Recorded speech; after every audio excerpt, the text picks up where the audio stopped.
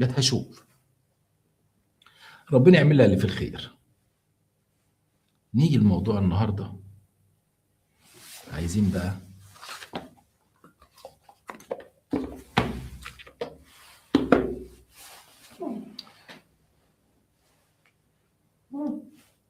بنتنا دي مش تعليم جامعي، مش تعليم جامعي.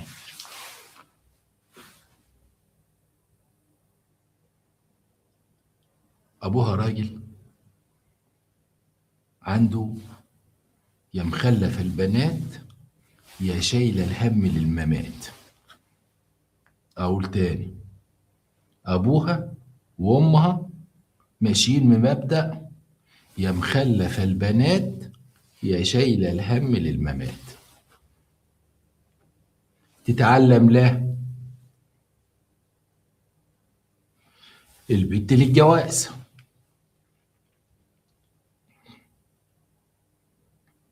جوزوها اول ما كملت 18 سنه اتجوزت. عشان تعرفوا ان الشخصيه، يقول لك الراجل ده كسر ولاده من صغرهم، العيال ما عندهمش شخصيه. الواد طالع دلدول ما عندوش شخصيه. دي تربيه الست غير تربيه. تصدقوا بقى انا اكتشفت حاجه،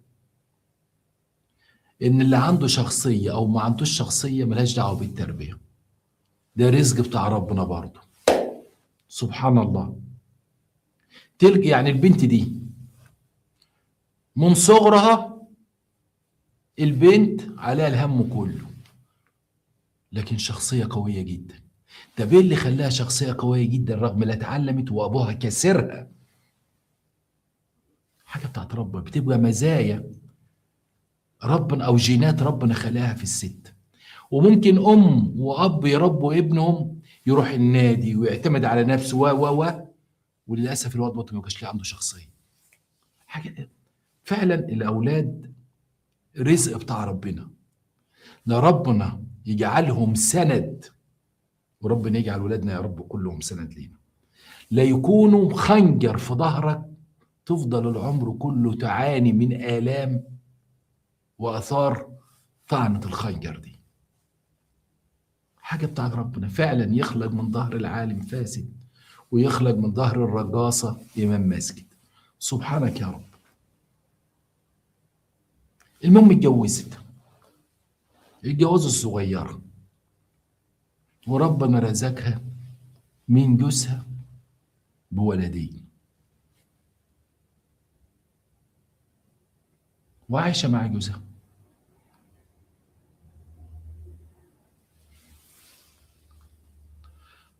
ليها 3 رجالة اخواتها، هي الصغيرة، وهي تقريبا كانت الخدامة ليهم. عشان يبقى كلامنا وش بقى، هي اللي كانت الخدامة لكل اخواتها ولأبوها وأمها. عشان بس تقول أنا اللي من صغري بيعاملوني كلهم كأني يعني كده كيان ملوش. أبقى عيانة أخويا يضربني، قوم يعمل إيه؟ قوم اعمل لي كوباية شاي. أبقى راكدة مثلا عندي أو صحان في الحاجات بتاعت البنات دي ولا الستات، أبقى مش قادرة، ابويا يخبطني في رجلي واخويا يضربني، قومي يا بنتي كذا، اقول لهم تعبانه، امي تبقى عارفه ما تقومي، وكل البنات كده ما تقومي، ما كانش بيرحموها. طول عمرها يا خدام. ابوها عنده ارض وامها ست فلاحه جراري، وعندهم الخير في البيت السعيه والكلام ده كله، وهي متجوزه وعايشه مع جوزها. بس في مشكله، في مشكله، في مشكله، ان هي شخصيه قويه، وجوزها للاسف شخصيه قويه. عارفين كنا بناخد واحنا في الثانويه العامه قسم علوم او قسم علمي، كل ما يكونوا القطبين متشابهين يحصل تنافر، وكل ما يكون مختلفين يحصل تجاذب. هي شخصية قوية وربنا رزقها براجل شخصية قوية. هي عشان داجت المر في بيت أهلها وما عاشتش في بيت أهلها وما حسيتش بالدنيا في بيت أهلها، فعايزة تبقى في بيت جوزها، ليها كيانها وليها وضعها وليها شخصيتها. بس جوزها لا، جوزها عايزها قطة سيامي، يعمل لها كده تنام على كتفه، يعمل لها كده تنام على ايده، ياخدها في حضنه تحط وشها على وشه. مش دي شخصية. طيب، التنافر حصل، والبنت لما اتجوزت اشتد عودها واشتد ظهرها، والولدين لما جابتهم جووها وبقت لها كلمة ولها سطوة. فلما جه أبوها وإخواتها الرجالة يكسروها ما قدروش عليها، اتحدتهم وما انصاعتش لطلبات جوزها. فما كان من الزوج غير انه راح طلقها. اتطلقت شرع رب. احلى حاجه في الطلاق لما تبص في عين مراتك وانت بتنتزعها من حياتك وبترميها، وتشوف في عينيها الكسره وانت بتخرجها من حياتك وبترميها. ده شعور جميل جدا. عشان كده قلت لكم احيانا فرحة الطلاق بتكون أجمل وأشد سعادة من لحظات الزواج. الزواج أنت داخل على مجهول أنت وحظك، لكن الطلاق بتبقى طالع من هم يا بختك، خلصت. طيب بنتنا دي تستحق الطلاق؟ شخصية قوية، ليها وجهة نظر، ليها وجهة نظر. جوزها مش عايز كده، جوزها عايزها زي أمه وزي أخته، شمال حاضر، يمين حاضر، اطلع السطح حاضر، نظفي حاضر، روحي حاضر، تعالي. لا، ليها وجهة نظر. انا كنت خدامه في بيت ابويا لامي وابويا ولاخواتي، مش هبقى خدامه هنا وخدامه عندكم. فاتطلقت، اتطلقت ورجعت بعيلين في بيت ابوها، بس ما رجعتش الخدامه المكسوره، لا، رجعت شخصيه تاني لا ابوها عارفها ولا امها عارفاها، ليها كلمه وليها سطوه، وولادها الاتنين مجويين قلبها. انا معايا ولدين.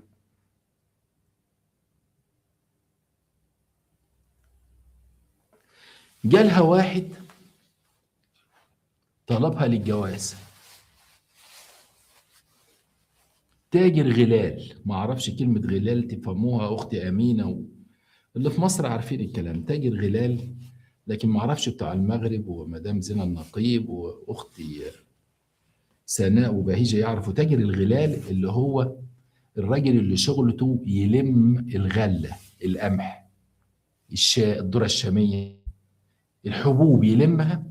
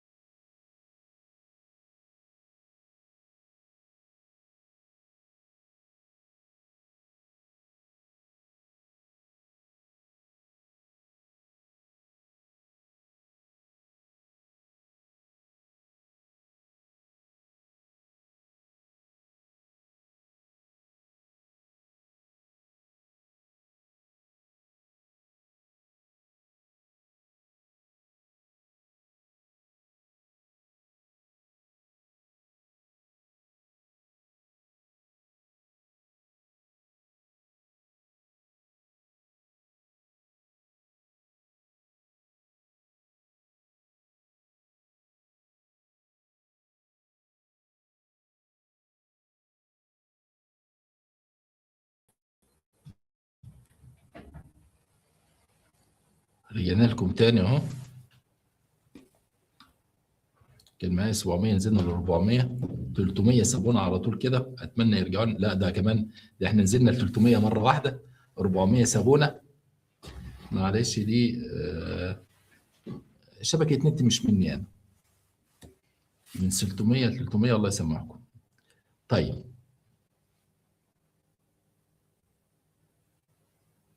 تاجر الغلال جالها واحد تاجر غلال. تاجر الغلال عشان بس الناس اللي ما تعرفش، ده اللي بيجمع الغله من الفلاحين، اللي بيزرع ذره شاميه الفدان بيجيب كام ارداب ياخدهم منه، اللي بيزرع قمح ياخدهم منه، اللي بيزرع اي محصول اسمه تاجر غلال. بيكسبوا كويس قوي تجار الغلال على فكره، بيكسبوا كويس قوي، وبالذات لما السوق يرفع معاهم. عارفين انتوا مثلا لما يكون محصول زي القمح مثلا، الارداب بيضرب، هو بياخده من الفلاحين احيانا قبل ما بيزرع، يقول له انا هاخد الخمس فدادين انت زرعهم قمح، هجيب لك الكيماوي وهجيب لك التجاو وهجيب لك كل حاجه. ياخد ممكن ممكن المحصول يقل او السعر ينزل وممكن يضرب، فبيكسبوا كويس قوي، ودي بترجع لخبره الفلاح. طيب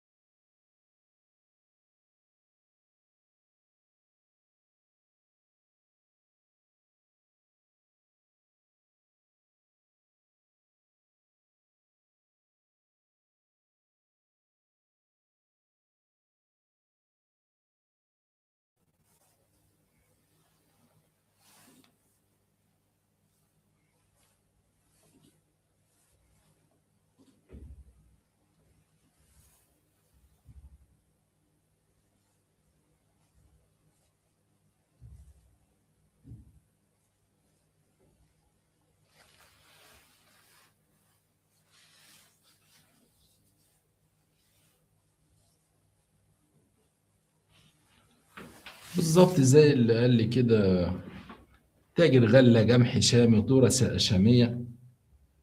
الصوت اختفى؟ لا الصوت موجود، الصوت اختفى يا جماعه. بسم الله، لا الصوت كويس جدا اهو. طيب جالها تاجر ذره شاميه، خلاص بقى انا ما دام الناس خرجت مني فانا هقفل. هي من الاول من ساعه جوهره الجنه ما قفلتني، وجه النت فصل، الناس كلها طلعت من البث عندي، فهكروت بقى الموضوع، وانا كمان تعبان فهنخلص بدري بدري. فجالها الراجل تاجر غلال بيكسب كويس، كان متجوز، شيء طبيعي عندنا في الريف المطلقه وخاصه اللي معاها عيلين مش هياخدها شاب، ما ينفعش في الريف الكلام ده، مش هينفع. فجالها واحد تاجر الغلال ده كان متجوز قبل كده، ووافق ان هو ياخدها بالعيلين. طيب غلبان ابن حلال، طبعا كل الستات عايزين ده، كل الستات عايزين ده، الطيب الغلبان ابن حلال. تقول له اقعد هنا، حاضر. ما تعليش صوتك عليا، حقك عليا، حاضر. اللي اقول لك عليه تقول حاضر. ما تزعلنيش منك، حاضر. انا رايحه عند ابوي، براحتك. انا خارجه، براحتك. انا هاخر شويه، براحتك. كل الستات عايزين الراجل ده، كل الستات عايزين الراجل الطيب الغلبان اللي يقول حاضر ونعم. مع شخصية زي بنتنا دي يبقى كده القطبين مختلفين، فهيحصل تجاذب وهيحصل التحام. عجبتها العيشة دي واتجوزت الراجل ده. اتجوزته، بعكس جوزها الاولاني شخصيه قويه، ما بيسكتش، له اراده نافذه، له رد فعل ممكن يكون قوي جدا، بعكس جوزها التاني خالص ده. فبالتالي عاشت معاه سعيده، وقالت له انا عندي ولدين، وانت عندك من مراتك اللي انت كنت متجوزها عيلين، احنا مش عايزين عيال تاني. قال لها حاضر. فخدت قرارها وهو وافق عليه، انا عندي عيالي من مراتي الاولانيه، وانت عندك عيالك من جوزك الاولاني، فخلاص. وعاشت معاه، وبقت عيشه جميله جدا، اهلها بيحسدوها على الراجل اللي معاها، ومبقاش في اي خلافات تماما بتوصل لابوها ولا لامها ولا اخواتها، وهدت سرها مع جوزها تماما تماما، واصبح الموضوع ممتاز، وكلهم بيقولوا صبرت ونالت. كانت عايزه واحد طيب وياخدها على زي ما هي عايزه، والحمد لله. والموضوع استمر سنه واثنين وثلاثه واربعه وخمسه وسته وزي الفل، ويعامل ولادها زي ولاده، وهي بتعامل ولاده زي ولادها، والدنيا حلوه. امها ماتت الله يرحمها، وبعد كده ابوها مات. ابوها وامها ماتوا وهم مطمنين عليها انها الحمد لله استطرت مع راجل مريحها اخر راحه. حلو الكلام ده. اجمل حاجه ان الاب والام لما ربنا يسترد وديعته يموتوا هم مطمنين على اولادهم، كل واحده مع جوزها، وكل شاب مع مرته وعياله بيبقى مستريحين، يقول لك احنا ادينا الامانه. الحمد لله رب العالمين. شويه والبنت قالت انا ليا ميراث عند ابوي. حقها، حقها، انا عايزه ميراثي من ابوي. انا ميراثي حسب الشرع 3 أفدنة او 3 فدن زي ما بتقول لي، ما قالتش 3 أفدنة، انا ليا حق 3 فدن. 3 فدن يعني 3 فدادين، بس هي بلهجة بلادهم ما بيقولوش احنا هنا في المنيا يقول لك الفدان، لا هي ببلدهم او محافظتهم ليا في ورث ابويا 3 فدن. 3 فدن على فكرة، 3 فدن ده مساحة كبيرة مش قليل، 3 فدن مساحة كبيرة. فقالت لجوزها تروح تفتح اخواتي علشان انا عايزة ميراثي من ابويا. جوزها قال لها بقول لك ايه، انا ماليش دعوة باخواتي غلبان. طيب انا ماليش دعوة باخواتك، هيقولوا ان انا متجوز، انا الحمد لله رب العالمين انا راجل تاجر غلال، واللي بيطلع في الفدان الفلاح يقعد السنة كلها يزرع ويجلع ويروي ويوجع قلبه، أنا بكسبهم في بيع، في يوم في اتنين يقدر الفلاح يقعد الفلاح يزرع السنة كلها، أنا مكسبي في يوم قد اللي بيكسب هو في الفدان. لا يا أختي ماليش دعوة. يعني ايه الصيف اللي مع اخواتك ده، انت لسانك قد كده ومحدش بيقدر، خدي مراسك انت من اخواتك وما توجعنيش، انا ماليش فيه. هتفضل عمرك ضعيف كده؟ انا ضعيف جدا. طيب حاضر. راحت لاخواتها، يا اخويا يا كبير، ايه شرع ربنا؟ قال لها ايه، ليه عندكم ميراث ابوي؟ لا مالكيش عندنا حاجه. يعني ايه هو كده، انت عايز ارض ابونا جوزك ينزل فيها برجله؟ لا جوزي مش هينزل فيها، مالكمش دعوه، هولع فيها هبورها. قالها لا، عرفنا مالكيش عندنا ارض، احنا على كل موسم هنبقى نراضيكي، على كل موسم هنراضيكي. يعني زرعوا قمح يبعتوا لها ردبين، زرعوا ذرة شامي يبعتوا لها ردبين، زرعوا بطاطس يبعتوا لها شوالي، زرعوا خيار يبعتوا لها خيرتين يعني.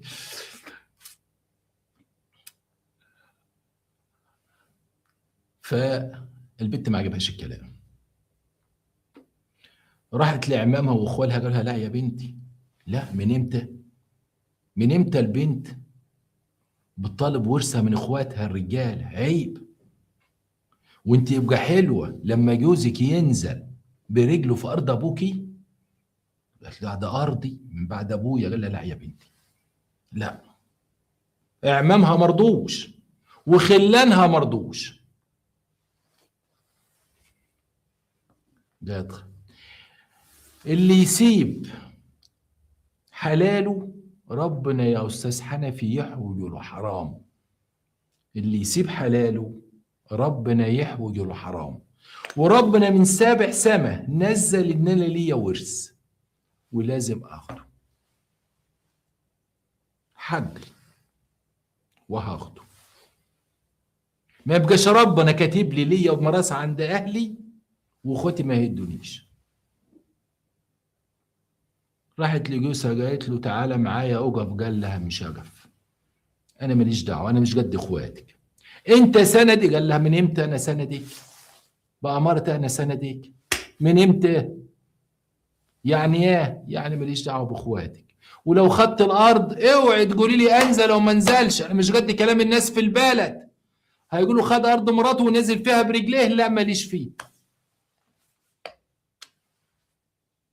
وسطت ناس كبيره في البلد، حتى الناس الكبار اللي في البلد قالوا لها لا يا بنتي، احنا نكلم اخواتك يرضوك بقرشيه. قالت لا ما اخدش قرشيه، يشتروا الارض. واخواتها قالوا لا مش هنشتري، مش هندفع. يعني ايه؟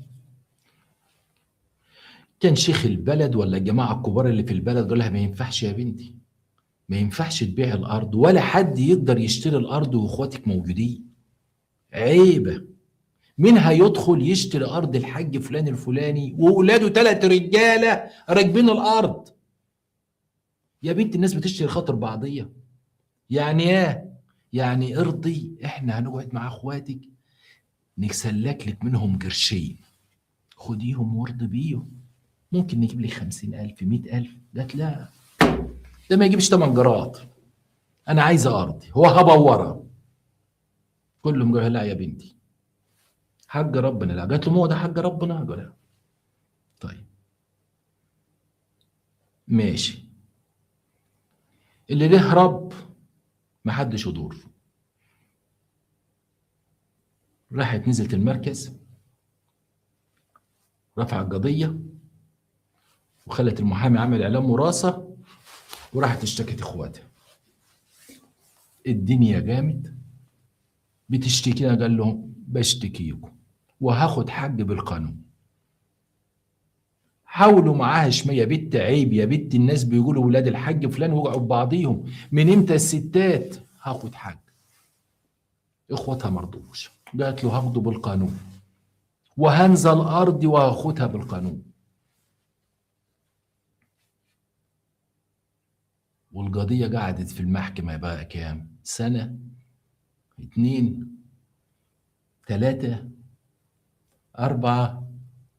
حاجات المدني دي بتاخد سنين، لغايه رغم انه وراثه، لكن بيطلع خبراء وفرز وتجنيب وما اعرفش ايه، والمحامين بيبقى ليهم اساليب. المهم في الاخر المحكمه حكمت بشرع ربنا ب3 فدادين. طيب صدر لك الحكم، روحي نفذي. تنفيذ ده تنفيذ الاحكام. على احنا عندنا احكام مراتب كتير. اسالوا الزوجات اللي واخده حكم نفقه واللي واخده حكم متعه واللي واخده شقه واللي واخده، بس اللي ينفذ. خدت حكم على اخواتها،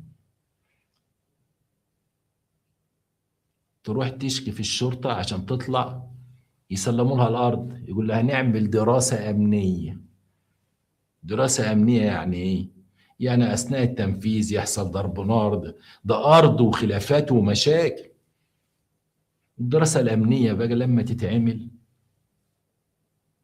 تقول رحت يا استاذ حنفي تلغرافات لمكتب وزير الداخليه، تلغرافات لمدير الامن بتاع المحافظه بتاعتنا، تلغرافات وشكاوى في رئيس المباحث وشكاوى في المأمور وشكاوى قال لك جلبت الدنيا لغايه ما بعتوا لي الله يخرب بيت امك تعالي هنسلمك وبطل كفايه. جت كنت كل يوم ابعت تلغرافات تلغرافات تلغرافات، كل يوم تلغرافات، لغايه المأمور بعت لي قال لي عايز ايه؟ قال لي هنسلمك النهارده وضغوري بس بطل الشكاوى. قلت له مش هشكي اشكي خلاص. طلعت قوة من المركز على القرية، سلموها قدام البلد كلها التلات فدادين ودقة الحديد. بقى التلات فدادين بتاعتها قانونا بحكم المحكمة بورق رسمي، واللي سلمها الأرض رئيس المباحث والمأمور طلع، واخواتها التلاتة كانوا واقفين وهم واقفين بيسلموها الأرض، واشترطت كمان يا سعادة الباشا أنا مش هشكي بس يمضوا على تعهد ما لهمش دعوه بيا ولا يتعرضوا لي لا في ارضي ولا في غيتي ولا في بيتي ولا مع جوزي. المأمور قال لهم بقول لكم اختكم وش مصايب ده قومة الدنيا علينا، بقول لكم هنمشيها ميري هتمضوا، ولو اعرف ان حد تعرض لها والله العظيم لا هجيبه عندي وهمشيها ميري، القانون هيمشي على الكل. اخواتها كلهم طبعا شرطه ومباحث والدنيا جايه، سلموها الارض ودقة الحديد وتعهد من اخواتها ان ما حدش هيقدر يحط رجله في ارض في متر في الارض بتاعتها. طيب جوزها طبعا ما يقدرش، عيبه في البلد، عيبه في البلد، وشاري خاطر هو طيب وشاري خاطر اخواته ومش عايز يعمل النقص، ومكسوف من اللي عملته مراته لان مراته بقت حديث البلد كلها. في ستات كتير كان بيقولها والله مية مية يا ريتنا كنا نقدر نعمل زيك، يا ريتنا فينا الجرأة دي، لان في ستات كتير قوي ما بيرضاش يورثوه، لكن في ناس بتورث، في ناس بتعرف ربنا. المهم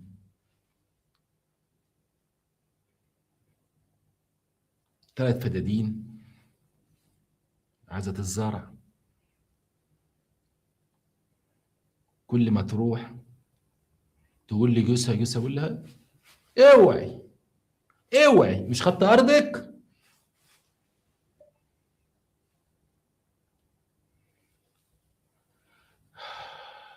طيب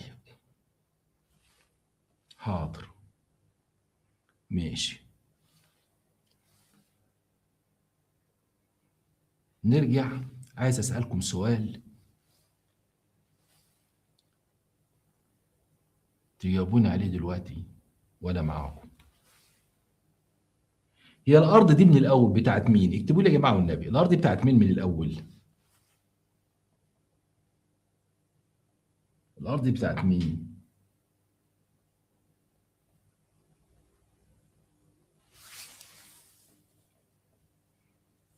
الناس نامت مني ولا ايه؟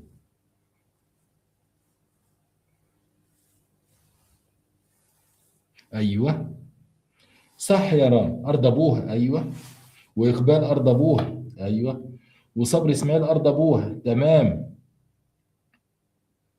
وبعد ابوها ما مات بقت ارض مين؟ خليني ماشي معاكم حبه حبه.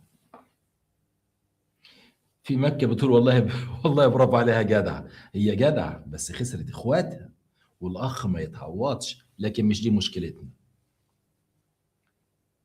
ماشي يا غسان، تبع الاب اي بعد الاب الارض تبع مين؟ الارض بتاعت مين بعد الاب؟ الارض بتاعت ابوها، ابوها مات بعد كده بتاعت مين؟ تمام يا ايف، ورث الاب، مين اللي هيورث الاب؟ بالظبط ولاده، صح الثلاث رجاله وهي. طب بعد هي مين اللي هيورث الارض؟ عيالها زي ما غسان قال او حسن محمد، عيالها اللي هم الولدين. طب العيال صغيره في السن. طب وبعدين البلد كلها خلاص التلات فدادين محتاج اللي ينزل يجلبها ويحرتها ويرمي البذرة ويبتدي يرويها. جوزها قال ماليش فيه.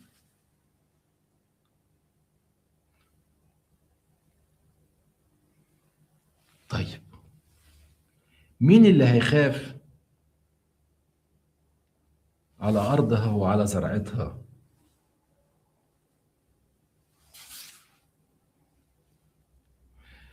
صابر بيقول جوزها بتاع الغلال. لا، جوزها بتاع الغلال ماليش دعوة بيها،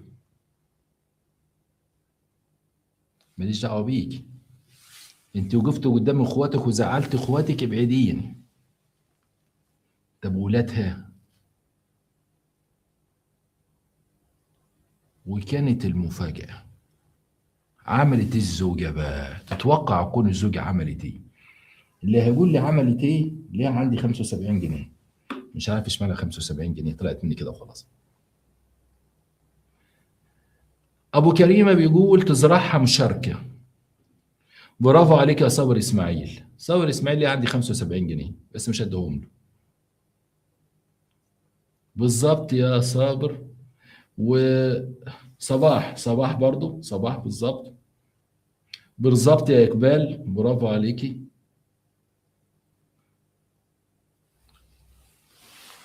اخواتها فوجئوا باغرب شيء. يزيل النقيب مظبوط،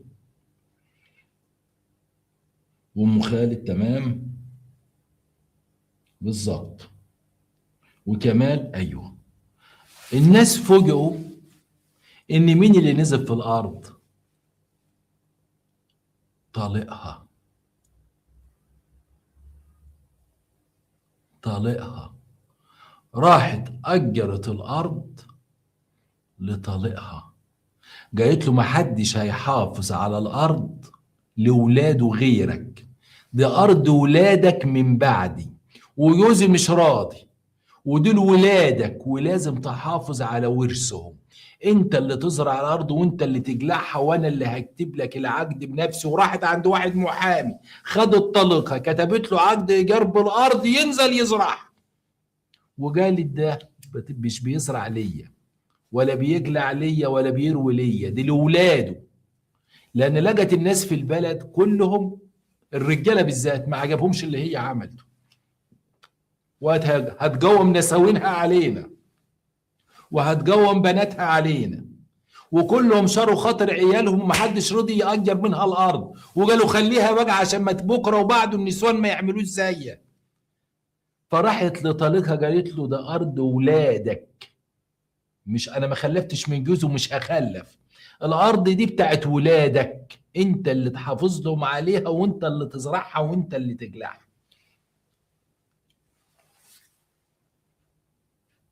وفعلا الزوج راح ونزل الارض وزرعها. طبعا البلد على بكرة ابيها اول ما شافوا طليقها نزل يزرع الارض كلهم راحوا لجوزها. اه، انت لا مؤاخذه ستاره في البيت. الارض طالب مراتك نزل فيها، مراتك اجرت له الارض. فدوب فوجئت ان جوزي جاي بيقول لي بتخونيني، عيني عينك، عيني عينك كده، تروحي لطليقك وتعملي له عقد. قلت له ما انا قلت لك يا قادره، يا قادره، انت مالكيش قعد معايا. قالت له براحتك، اياك انا هغلب، انا ليا ورثي ومعايا قرشي، وبراحتك خالص، وانا مالكش عندي حاجه خالص، وانا قاعده في البيت ووريني هتطلعني، رغم انها مش مخلفه منه بس فعلا شخصيه قويه. قالت له تعالى طلعني من البيت، ده بيتي. قالت له روح هات لي الشرطه وطلعني، وريني هتطلعني كيف. يا قادره بتأجر الارض لطليقك؟ قالت له انا ما اجرتش طليق، انا اجرت ارض ولادي لابوهم، هو اللي يحافظ على خيرهم وهو اللي يراعي لهم مصالحهم ويحافظ على مالهم.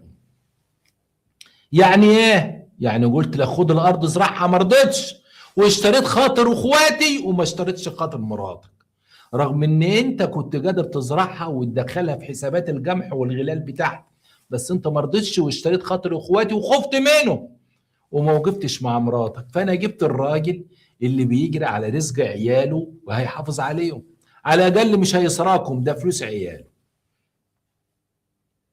من ساعتها جوزها ما رضيش عليها في البيت، بس مقاطعها وبيقول لها طلعيه من الارض. هي بتقول لي انا قادر اطلعه من الارض، مش هقدر، جوزي مش هيقدر يتكلم لان انا اللي جايباه وانا اللي ركبته الارض، يوم ما اقول له يمشي يمشي. بس انا شايف ان هو اكتر واحد يحافظ على مال وارض عياله. ابقى انا غلطان يا استاذ حنيف في اللي عملته؟ لو غلطان قولوا لي. يا ترى هي غلطت فعلا ولا هي ست مليون راجل؟ وهل فعلا جوزها من حقه يقول لها بتخونيني عيني عينك يا قادره، راح تجيبي طليقك يقعد في الارض ومقاطعها رغم انها قاعده ببيته؟ قالت له وريني هتطلعني كيف. ايه رايكم في اللي عملت؟ هل دي خيانه فعلا؟